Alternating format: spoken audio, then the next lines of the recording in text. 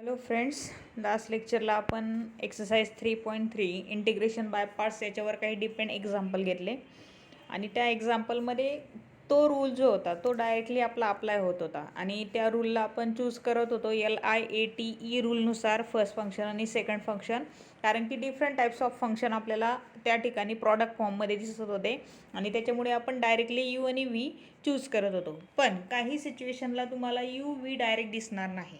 Okay, आणि इंटिग्रेशनचा you upon v rule नाही आहे. म्हणजे आपल्याला जर सपोज यू अपॉन व्ही फॉर्मॅटमध्ये काही एक्झाम्पल असतील तर ते एक्झाम्पल्स आपले काहीतरी ॲडजस्टमेंटचे आहेत किंवा त्या ठिकाणी आपल्याला काहीतरी ॲडजस्टमेंट करून यू इंटू व्ही त्याच्यामध्ये बसवायचं आहे किंवा त्या ठिकाणी काहीतरी सबस्टिट्यूशन करून आपल्याला ते फंक्शन कन्वर्ट करायचं आहे इंटिग्रेशनच्या स्टँडर्ड फॉर्ममध्ये, जेणेकरून आपण त्याचं इंटिग्रेशन इझिली फाइंड आउट करू शकतो. ओके, मग आता त्याच टाईपचे सेम एक्सरसाइज 3.3चा फर्स्टच क्वेश्चन आहे, पण की त्या ठिकाणी डायरेक्टली आपला you into V rule apply होत नाही. म्हणून आपण काय करणार आहे की ते जे एक्झाम्पल आहे की जे काही डिफरंट मॅनरचे आहे तोच क्वेश्चन आपण आज घेणार आहोत.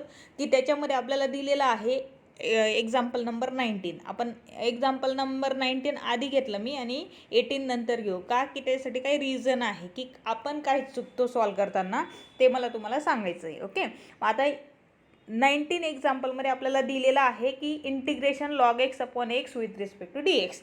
आता log x upon x u upon v rule नाही आहे माहिती आहे, आणि इथं दोन फंक्शनचा प्रॉडक्ट असेल तर आपण यू इंटू व्ही वापरणार, पण 1 अपॉन एक्सचं इंटिग्रेशन आपण डायरेक्टली फाइंड आउट करू शकत नाही. बरोबर, मग आता इथं आपल्याला काय करायचं आहे की आपण इथं सबस्टिट्यूशन पण यूज करू शकतो. ओके, आता सबस्टिट्यूशन कसं यूज करणार की या ठिकाणी लॉग एक्सची तुम्हाला इझिली दिसतं आहे की डेरिव्हेटिव्ह ऑफ लॉग एक्स काय असतो, 1 अपॉन एक्स असतो. म्हणजे आपल्याला इझिली इथं दिसतं आहे की लॉग एक्सचा डेरिव्हेटिव्ह इथं याच फंक्शनमध्ये ॲडजस्ट होतो आहे. याचा अर्थ काय की आपण या ठिकाणी सबस्टिट्यूशनने इझिली सॉल्व करू शकतो. ओके, हां, तर मी इथं यू इंटू व्ही पण वापरू शकले असते का, की 1 अपॉन एक्सचं इंटिग्रेशन आपल्याकडे लॉग एक्स आहे.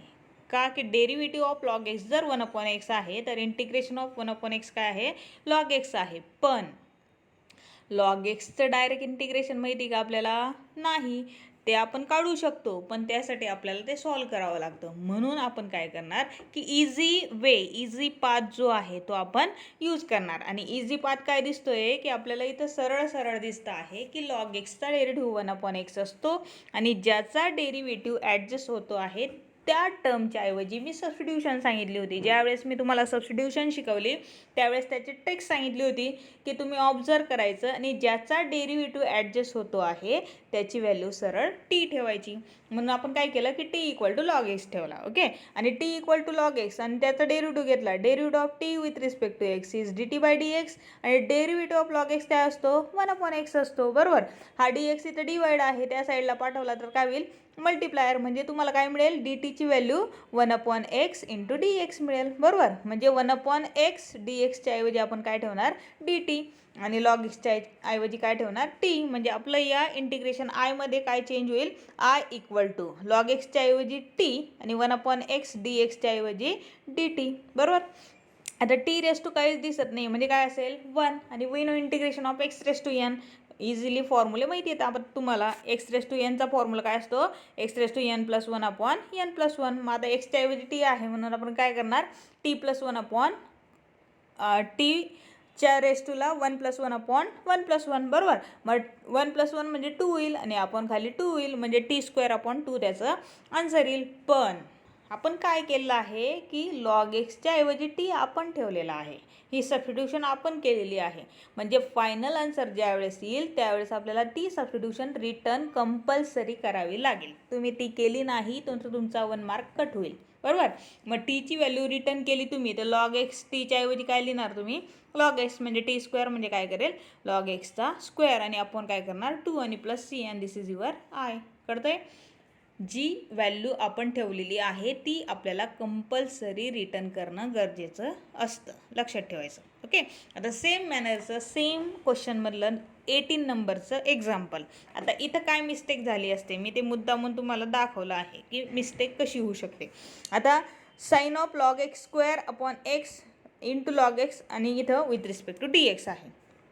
आता आपल्याला समजते की लॉग एक्सचा डेरिव्हेटिव्ह 1/x आहे. मग आपण काय करणार की आपल्याला जर काही वेळेस असं दिसलं की लॉग एक्सचा डेरिव्हेटिव्ह 1/x तिथे दिसतोय, तर आपण आता घाई इथं लॉग एक्सची व्हॅल्यू टी ठेवणार. ओके, लॉग एक्सची व्हॅल्यू ज्यावेळेस टी ठेवली त्याचा डेरिव्हेटिव्ह घेणार 1/x dx, जसं इथं केलं तसं. ओके, आणि त्या व्हॅल्यू इथं रिटर्न करणार. आता रिटर्न केल्यानंतर काय झालं इथं की लॉग एक्सची व्हॅल्यू टी, मग लॉग एक्सचा स्क्वेअर आहे म्हणून टी स्क्वेअर होऊन जाईल इथं, बरोबर.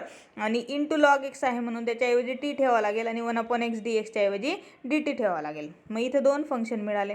हां, आता 2 फंक्शन मिळाले तर आपण u into V L I A T नुसार चूज करणार. मग एल आय ए आधी येतो आणि टी नंतर येतो, म्हणून ए म्हणजे अल्जेब्रिक म्हणजे टी होईल. म्हणजे यूची व्हॅल्यू टी ठेवली तर व्हीची साइन एक्स होईल. पण असं ज्यावेळेस मी केलं त्यावेळेस मला काय मिळालं की यू इंटू व्ही रूलमध्ये आपण ह्या व्हॅल्यू ठेवल्या, बरोबर. पण डेरिव्हेटिव्ह ऑफ टी 1 आहे इथं. आता ही पहिली टर्म तर सॉल्व झाली, कारण की साईनचा डेरिव्हेटिव्ह मायनस कॉस आहे, आपल्याला माहिती आहे. टी एक्सच्या ऐवजी अनादर फंक्शन असेल तर त्याचा डेरिव्हेटिव्हने डिवाइड करतो. इथपर्यंत ठीक आहे. पण इथं डेरिव्हेटिव्ह ऑफ टी 1 आला, पण इथं बघा कॉसचा डेरिव्हेटिव्ह साईनचा डेरिव्हेटिव्ह कॉस मायनस कॉस आणि टी स्क्वेअरचा डेरिव्हेटिव्हने डिवाइड करावं लागेल, म्हणजे 2t ने डिवाइड करावं लागेल. पण इथं ऑब्झर्व करा की इथं परत यू अपॉन व्ही फॉर्म आला, बरोबर. आणि यू अपॉन व्हीचा रूल आपल्याकडे इंटिग्रेशनचा नाही आहे आणि आपण असे एक्झाम्पल सॉल्व करू शकत नाही. म्हणून काही वेळेस थोडंसं ऑब्झर्व करायचं की इथं एक गोष्ट दिसते आपल्याला की इथं मल्टिप्लायर लॉग एक्स दिसतो आहे. जर मी लॉग एक्स स्क्वेअरची व्हॅल्यू टी ठेवली तर 2 लॉग एक्स त्याचं डेरिव्हेटिव्ह होणार आहे, आणि इथं लॉग एक्स आपल्याला माहिती आहे. म्हणून आपण काय करणार की सबस्टिट्यूशन करतानाच लॉग एक्सचा स्क्वेअर ठेवणार. ओके, ते आता घेऊन दाखवलं आहे. हे बाय मिस्टेक सॉल्व असं होऊ शकतं, पण तसं करायचं नाही. काही एक्झाम्पल रीड केल्यानंतर थोडं 2 मिनटं ऑब्झर्वेशन करायचं त्याचं, आणि त्याच्यानंतर आपण ती स्टार्ट करायचं. ओके, आता इझी वे काय दिसतोय की लॉग एक्स स्क्वेअरचा डेरिव्हेटिव्ह जर व्हॅल्यू मी टी ठेवली तर त्याचा डेरिव्हेटिव्ह काय होईल, derivative of x square 2x. मग derivative of log X square 2 log x, एक्सच्या ऐवजी लॉग एक्स म्हणून लॉग एक्सचा परत डेरिव्हेटिव्ह घेतला 1/x आणि dx.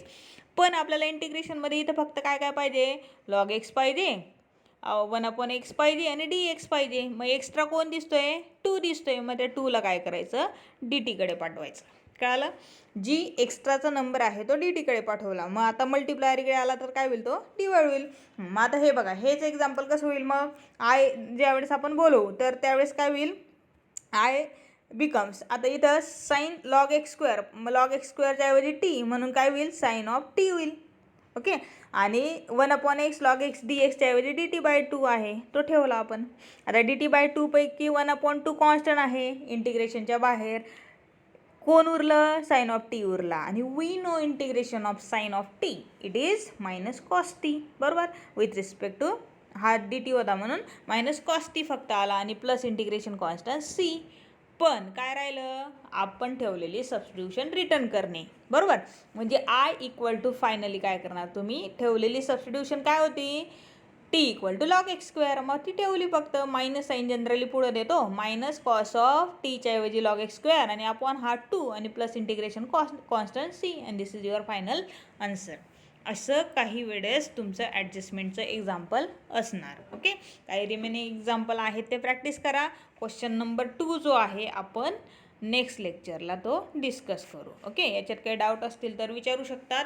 काही ट्रिक्स, काही एक्झाम्पल, जेवढे ट्रिक्स लक्षात ठेवणार, जेवढी प्रॅक्टिस करणार ते तुमचे इझिली सॉल्व होतील. Okay, thank you.